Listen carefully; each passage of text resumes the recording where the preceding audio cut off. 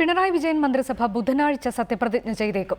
20-അംഗ മന്ത്രിസഭയായിരിക്കും അധികാരമേൽക്കുക. 13 മന്ത്രിസ്ഥാനങ്ങൾ ലഭിക്കാൻ സാധ്യതയുള്ള CPIM-ൽ നിന്ന് EP ജയരാജൻ, KK ശൈലജ, തോമസ് ഐസക് എന്നിവരടക്കമുള്ളവർ മന്ത്രിമാരായേക്കും.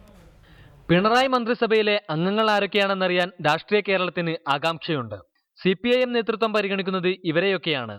കേന്ദ്ര കമ്മിറ്റിയിൽ നിന്ന് Thomas Isaac, KK Shailaja, AK ബാലൻ, EP ജയരാജൻ എന്നിവർക്ക് മന്ത്രിസഭയിൽ പ്രഥമ പരിഗണന ലഭിക്കും. സംസ്ഥാന സെക്രട്ടേറിയറ്റ് അംഗങ്ങളായ MM മണി, TP രാമകൃഷ്ണൻ എന്നിവർക്ക് പുറമെ ജില്ലാ സെക്രട്ടറിമാരായിരുന്ന CK ശശീന്ദ്രൻ, AC മൊയ്തീൻ, കടകംപള്ളി സുരേന്ദ്രൻ എന്നിവരും മന്ത്രിസഭയുടെ ഭാഗമാകുമെന്നാണ് സൂചന.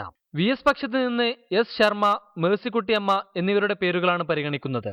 KT ജലീലിനും VKC മുഹമ്മദ് കോയക്കും സാമുദായിക സമവാക്യങ്ങൾ ഗുണകരമാകും. ആലപ്പുഴയിൽ നിന്ന് G സുധാകരനെയും കോട്ടയത്ത് നിന്ന് സുരേഷ് കുറുപ്പിനെയും ഉൾപ്പെടുത്താൻ സാധ്യതയുണ്ട്. യുവനിരയിൽ നിന്ന് P Sreeramakrishnan, A Pradeep Kumar, M Swaraj എന്നിവരെയാണ് പരിഗണിക്കുന്നത്. MLA എന്ന നിലയിലുള്ള പരിചയസമ്പത്ത് രാജു എബ്രഹാമിനും ഐഷ പോറ്റിക്കും അനുകൂല ഘടകമാണ്. നാളെ ചേരുന്ന സംസ്ഥാന സെക്രട്ടേറിയറ്റ് യോഗമാണ് മന്ത്രിമാരുടെ കാര്യത്തിൽ ഔദ്യോഗിക തീരുമാനമെടുക്കുക.